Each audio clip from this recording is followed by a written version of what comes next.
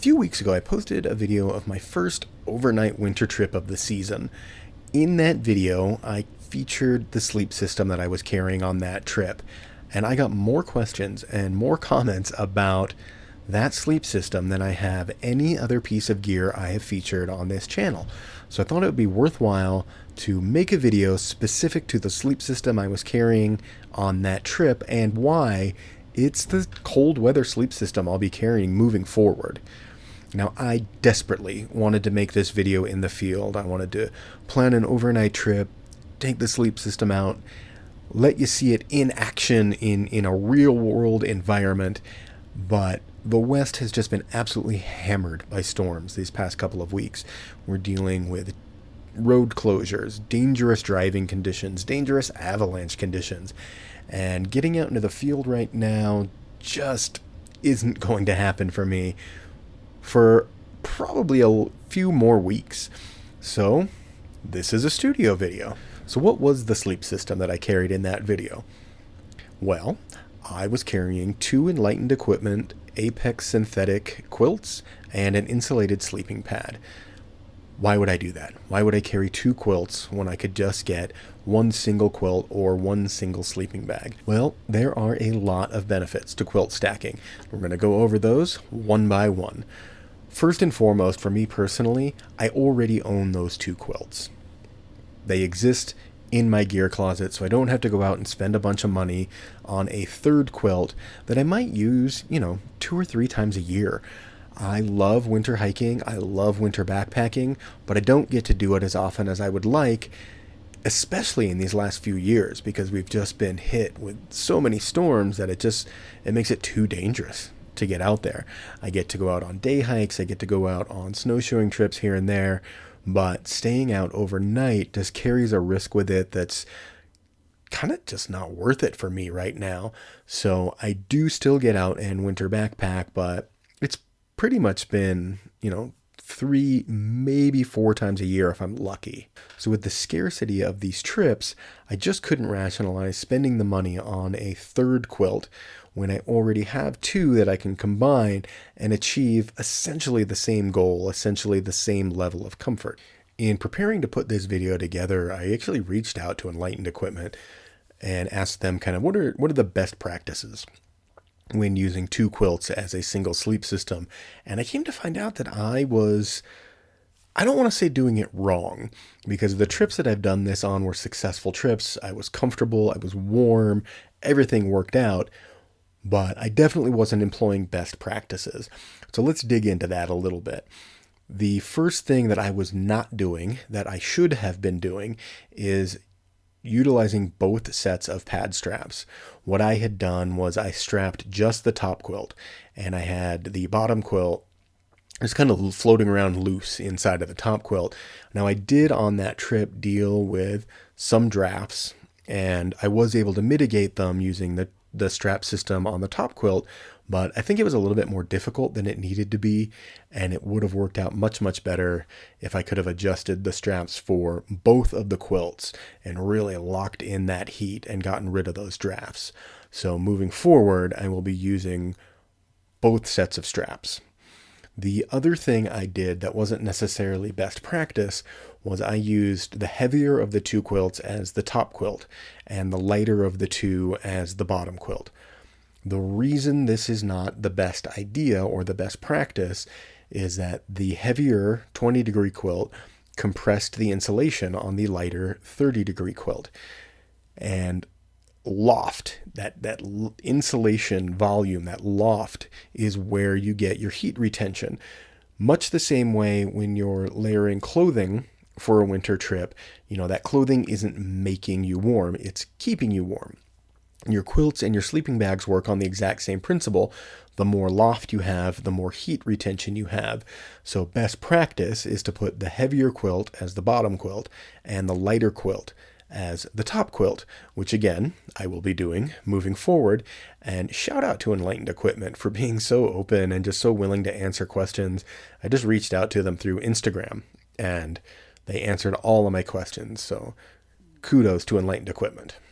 Another benefit of using this type of a system, stacking two quilts together or using a top quilt over the top of your sleeping bag in the winter, is you're moving the dew point one layer further away from your body. If you have ever winter camped, you've probably woken up to have condensation on the walls of your shelter. And whether you've noticed it or not, you have probably a layer of condensation on the outside of your sleep system as well. The reason that happens is the warmer air that your quilt or your sleeping bag has been retaining does seep out. It does escape. No matter how good your quilt is, no matter how high quality of a product you're carrying, you're going to lose some of that body heat. And that warm air from your body that's been captured inside of the loft of your sleep system comes in contact with the colder air inside the larger space of your shelter, and you get condensation. By adding a top quilt, you're moving that dew point just one layer further from your body. So your bottom quilt stays nice and dry. You may have a thin layer of condensation on that outer quilt, but it's now, that much further away from your body, and you're that much comfortable and that much more likely to stay dry throughout the night. It's important to note right now that I do actually own a 0 degree sleeping bag. I have a Mountain Hardwear Lumina Z synthetic 0 degree bag, and it does an adequate job of keeping me warm. The 0 degree, I definitely would not take that bag out any less than probably 20 degrees Fahrenheit, maybe into the higher teens, but not much more below that. That 0 degree is definitely a survival rating and not a comfort rating.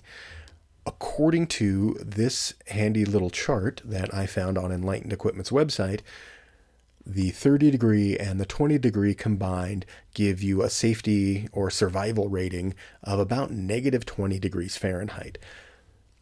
My Lumina Z from Mountain Hardwear weighs 5.4 pounds just by itself. My two Enlightened Equipment quilts together weigh 4.6 pounds.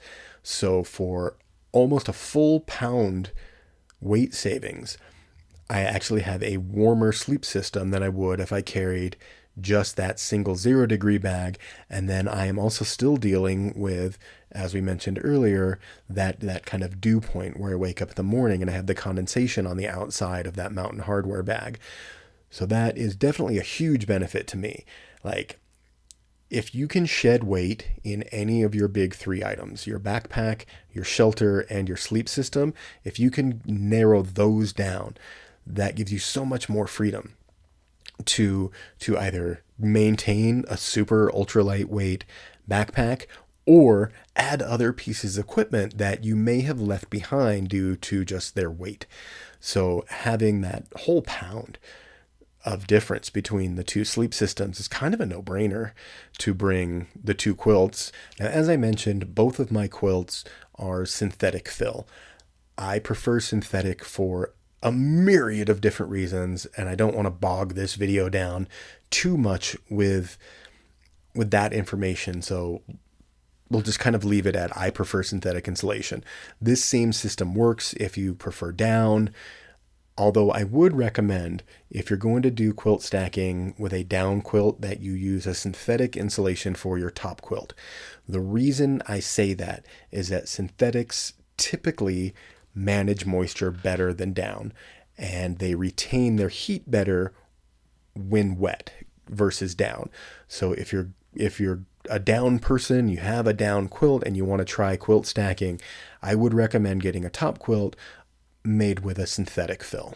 The key to comfort in winter camping often comes down to your choice of sleeping pad. Now, in that first video, that first trip that I took this season, I carried a sleeping pad with an R value of about 3.2.